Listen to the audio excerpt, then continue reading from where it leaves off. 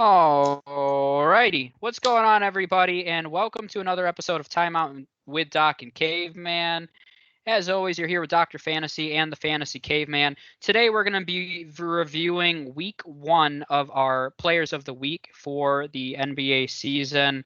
Just so people know, if we say anything and you're like, hey, that's not right, this is cut off before the Sunday games because we're recording this on Sunday and then we're posting it on Tuesdays. So we're more talking, the new week is going to start on Sunday through Saturday every week. So if we are saying, my work week technically starts on Sunday.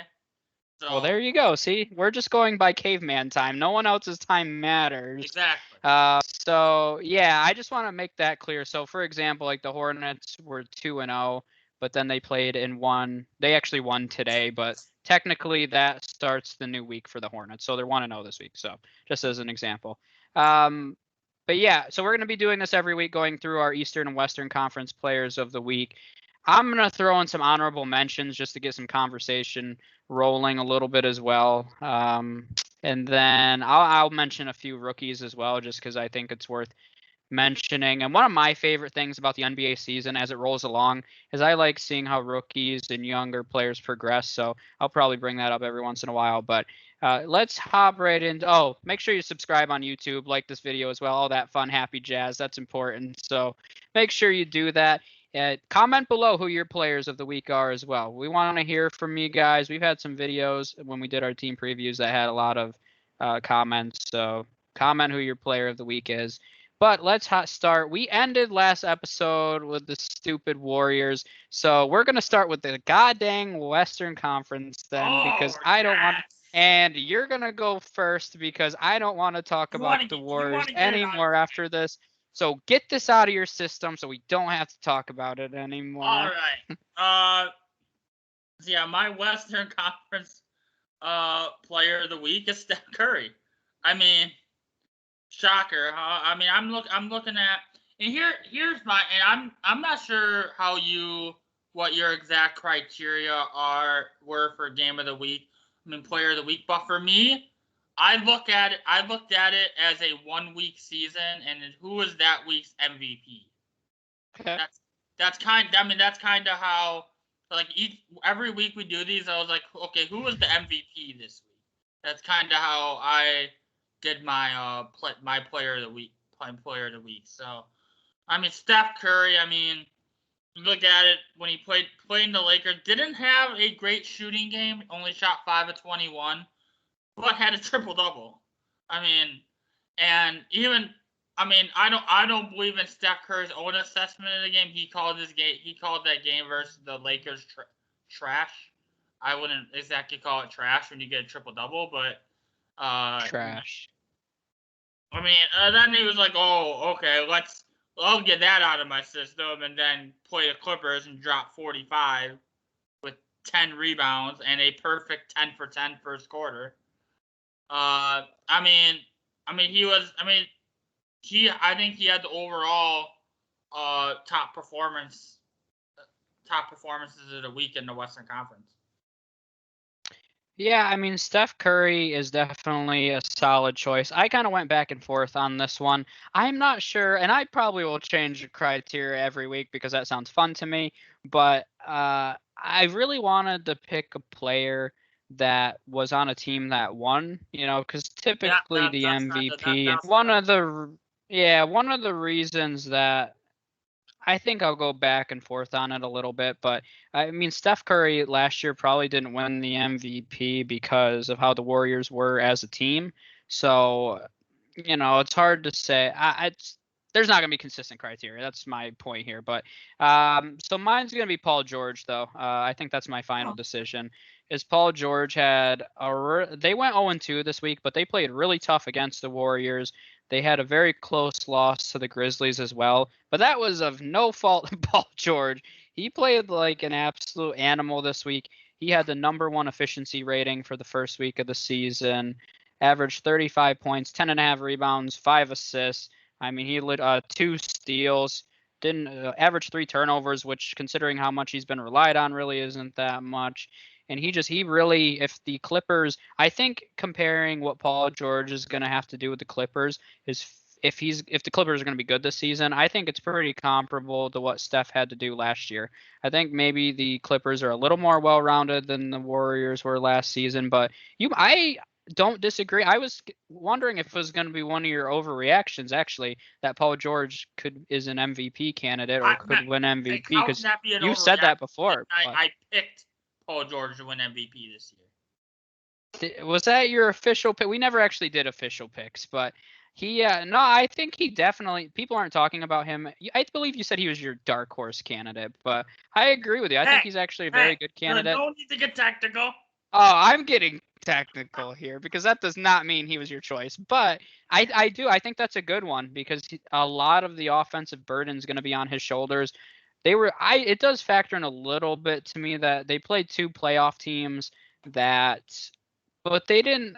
They played them tough, and Paul George was a big reason why. If Paul George didn't have that performance, they would have lost by like 30 points each game. So, to me, what Paul George did this week was impressive. So he is my Western Conference Player of the Week. All right. I'm gonna throw my second place guy out there. Okay. Is Morant. Yeah.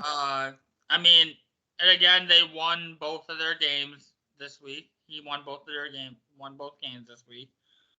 Versus the Cavaliers, look at his line: 37 points, 6 rebounds, 6 assists, and 2 blocks versus Cleveland in the win.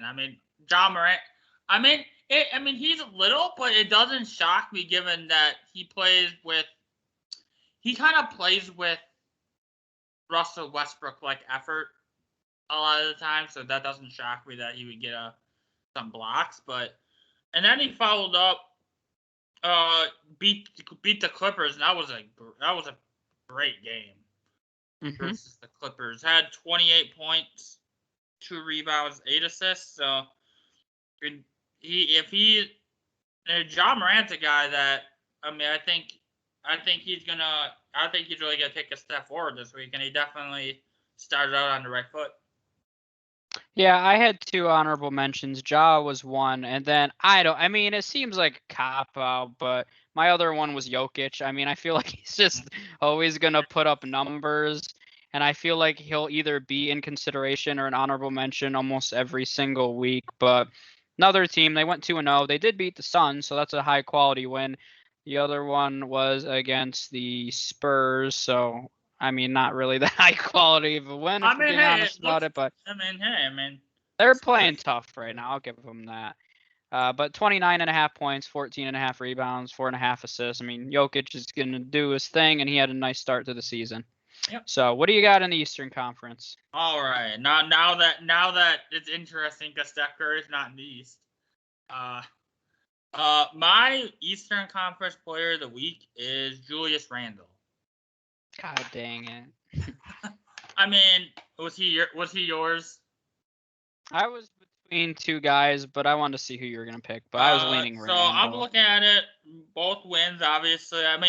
My players every week are probably gonna be from teams that that kind of went undefeated that week.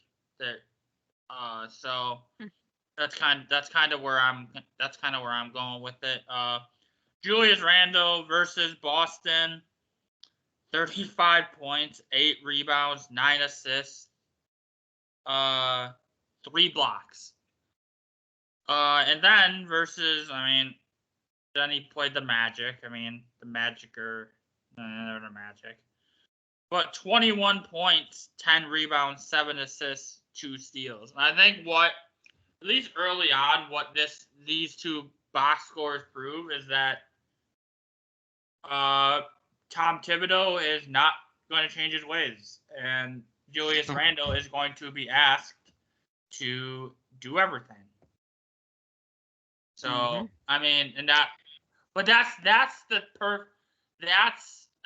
not talking about the Knicks in terms of their chances to win this year, but if you're talking about an individual award or mention like Player of the Week, I think Randle is in Randle's in a prime spot to get these on several occasions.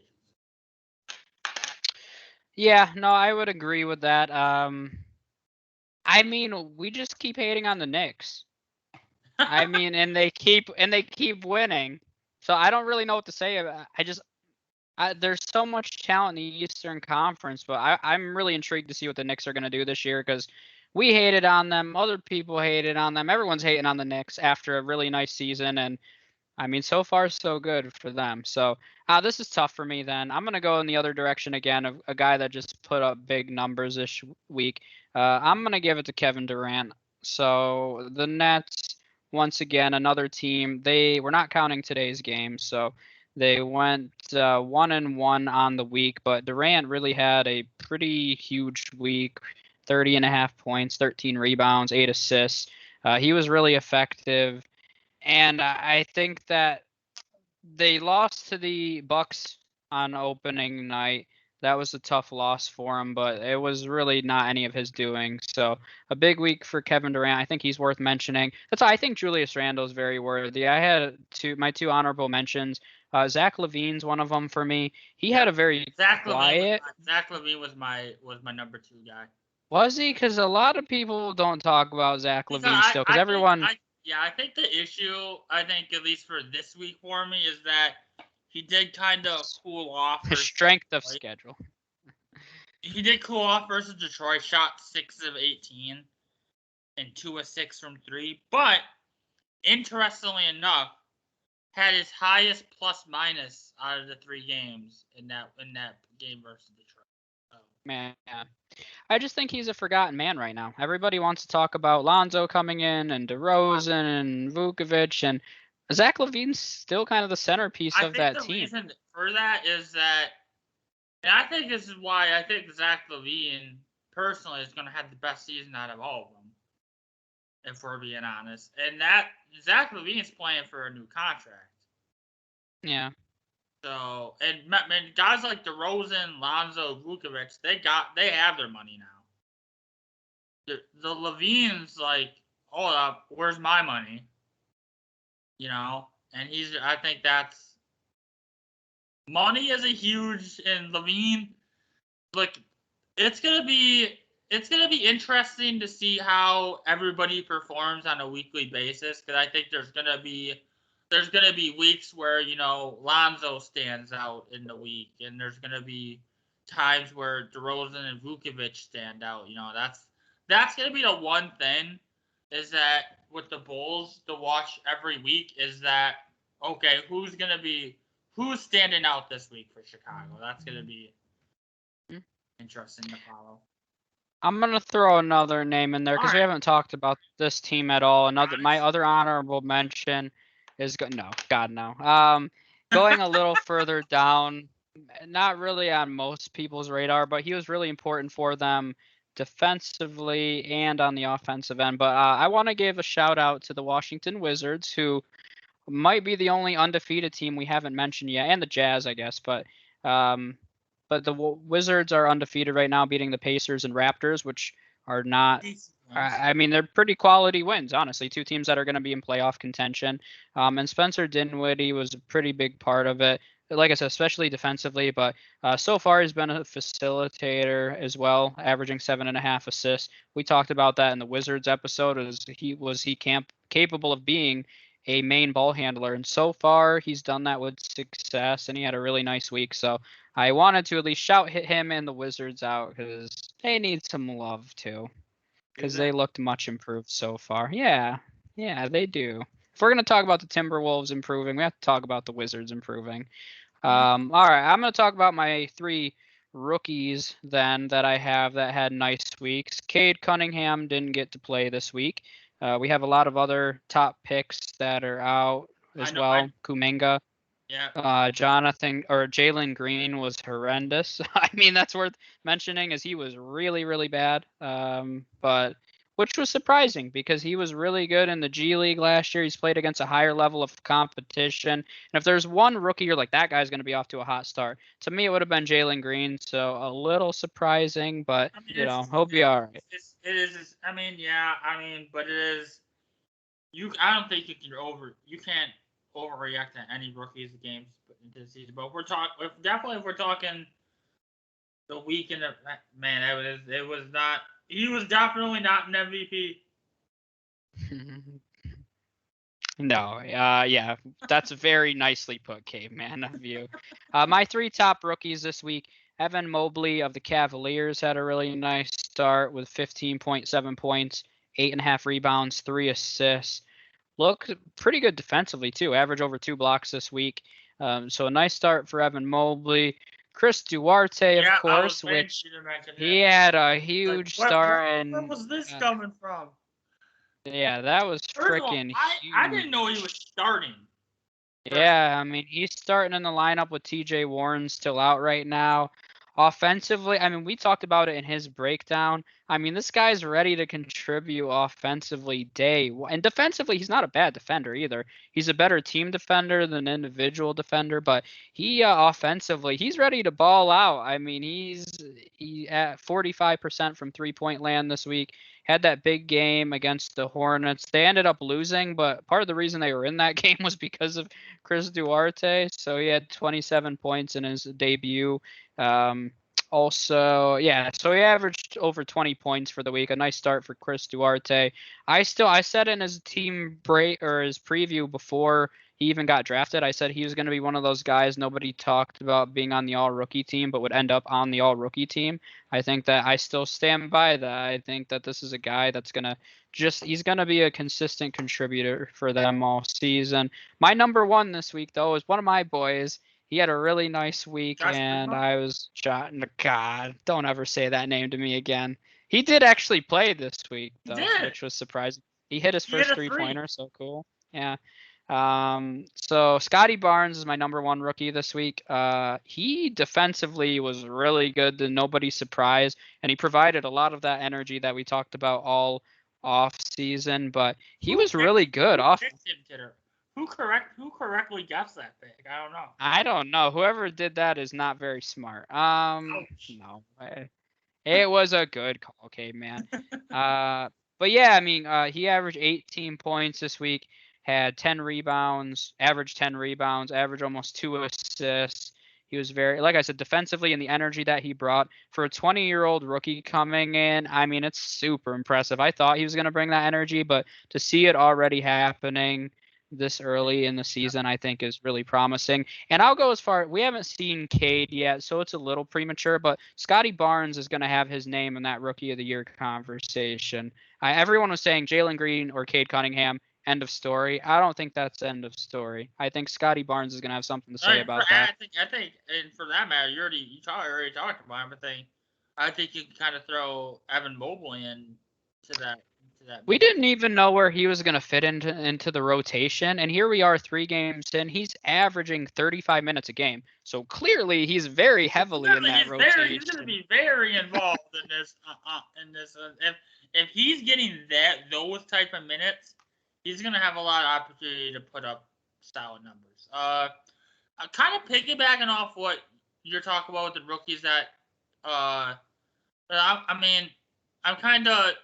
I kind of want to, for a second, I kind of want to talk about how overall, just this class, at least out the gate, I mean, aside from Cade, who hasn't played, but this class has looked as a whole, looked better than I would have anticipated coming off the gate. I mean, you didn't have a ton, outside of like Jalen Green, the rookies that played a good amount of minutes generally did good out the gate. Mm-hmm. Aside from Jalen Green, which has been a train wreck so far, but yeah, that's kind of my overall that's kind of my overall thing from the rookies. The ones that were given opportunity outside of Jalen Green really performed well. Yeah, I mean, I think we were underrating last year how challenging it was for the rookies coming in after the crazy COVID season, a lack of training camp, and it was just a weird off season. So a lot of the rookies, I think, naturally struggled last season. So I think that you'll see a different story this year. But yeah, I mean, that's a good point to make, though, is a lot of the rookies looked very solid in week 1, with the exception of Jalen. Sorry, Jalen Green. Sorry, Jalen I'm Green. sure there'll be better days ahead. You're all right, but yeah, no, that's a good point. So I think that's it for the players of the week. Then we're gonna do. That's kind of the gist of this. Keep it, around 15 minutes, just talking about guys that were hot the previous week. So we appreciate you guys listening. Make sure you subscribe on YouTube, wherever you listen to audio podcasts, and we'll see you next time. Yep.